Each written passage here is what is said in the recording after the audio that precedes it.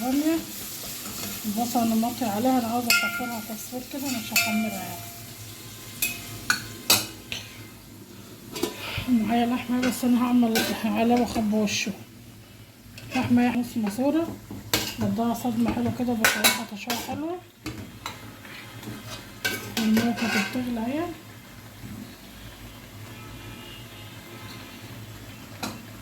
بسم الله.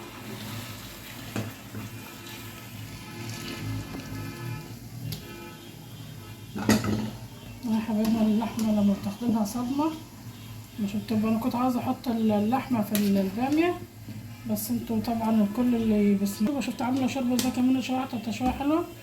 حطيت عليها فص مستكه الاول، وحطيت يسيح كده في الحله قبل ما احط بتاع اللحمه، وحطيت حبهان وورق لورا وبشر جوز الطيب وحبه فلفل سمر،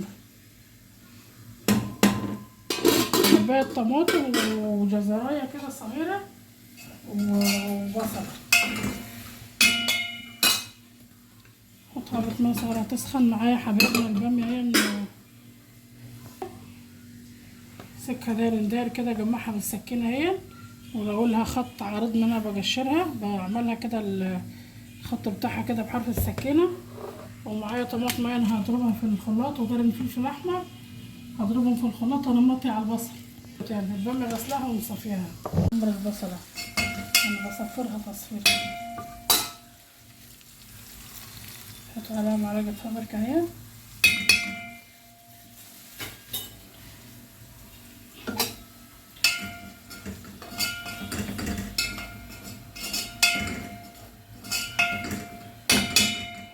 طماطم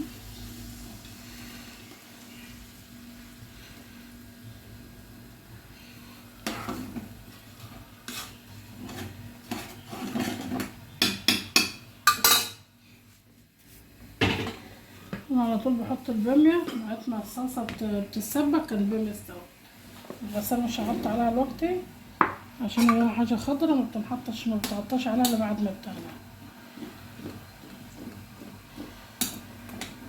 بس هعملها فص توم وبصله صغيره كده، هخلطها عليها كده مرتانيه كده، واحط جرنين فلفل كده ايه من غير ما يتقطعوا، عشان اللي عاوز ياكل منهم كده مش يبقى حار على الكل يعني.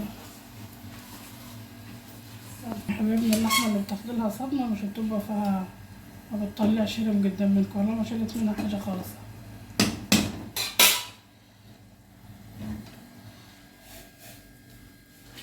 زودنا الشوربه اهو